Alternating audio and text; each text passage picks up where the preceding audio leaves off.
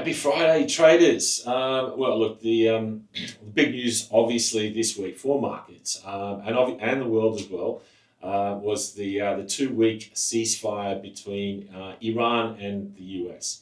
And look, markets obviously have loved it, and risk has been bid, and it's been on fire for the last few days.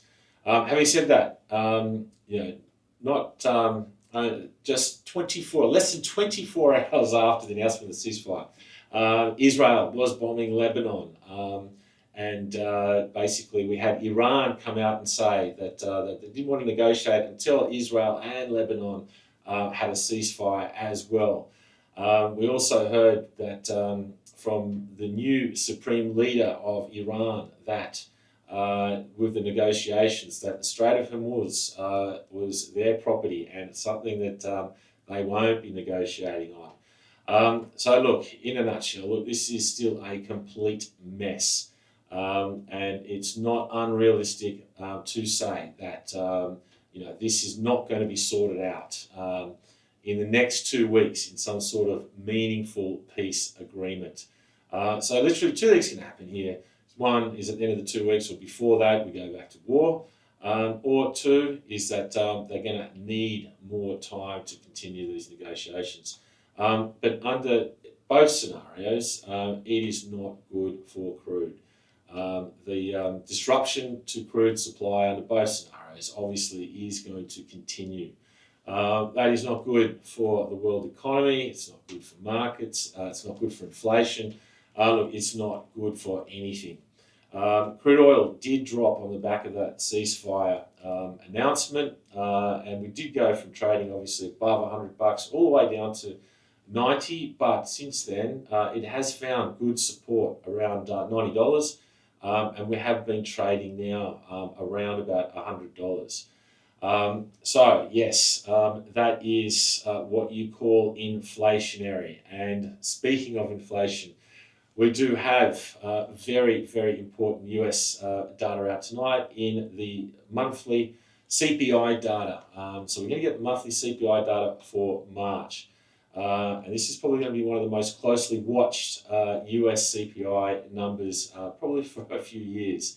For the simple fact is that we are finally going to get the first read of how this crude spike is going to impact on CPI. So for the headline number, market is expecting month on month for that to increase by 0.9%. So almost 1% for the month of March for those higher crude prices.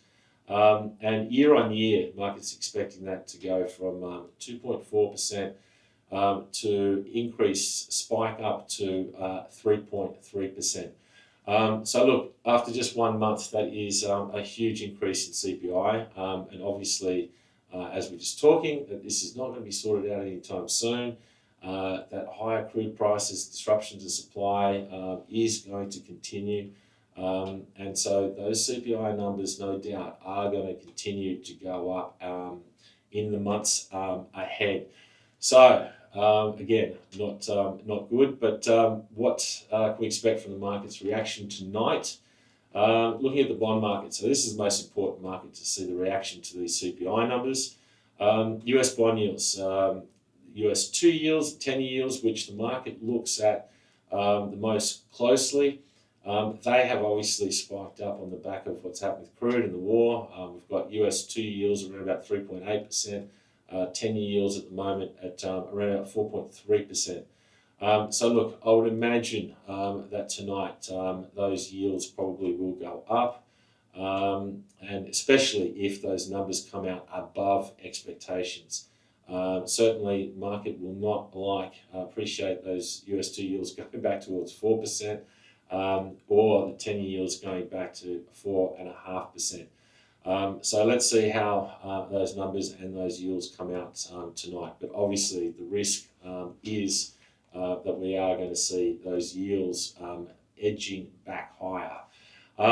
For equities, S&P and NASDAQ, they have had a fantastic run in the last week. They were rallying even before the ceasefire announcement came out, so they were obviously pricing it in correctly. But we've got S&P at the moment is literally up over 500 points from the low that we made like a week ago, around that 6,300 to trading above 6,800. And so, we're literally just almost 150 points away from record highs. Look, I would say that is a little bit crazy. When you have got crude sitting around $100 and US equities, S&P looking to potentially, stone's throw from record highs, one of those prices is 100% wrong. So either crude drops like a rock or S&P is going lower again. So certainly, look, I think it's dangerous chasing S&P up at these levels, and especially after we just talked about with these US CPI numbers coming out tonight. For the currency market has been selling USD, aggressively going to the war. During the war in the last month, the market has bought US dollars back. On the peace agreement, the market has been selling US dollars again. But if we do get obviously a strong CPI number, if it comes out above expectations, we get US bond yields higher, US dollars going higher tonight, gang. So yes, I would not be selling US dollars going into these numbers tonight, because again, that the risk is that bond yields higher on the back of higher CPI. Precious metals, look, they've been trading like pretty much risk assets. And they don't like it when yields go up and US dollar goes up. So again, wouldn't be chasing precious metals along going into this CPI number tonight. But yes, look, a lot going on in the markets. We've got US CPI, we've obviously got the war, ceasefire headlines, you don't know when they're coming out. And we're going into a weekend with something called gap risk. So certainly got to be careful out there. Good luck and have a great weekend. We'll check back in with you next week.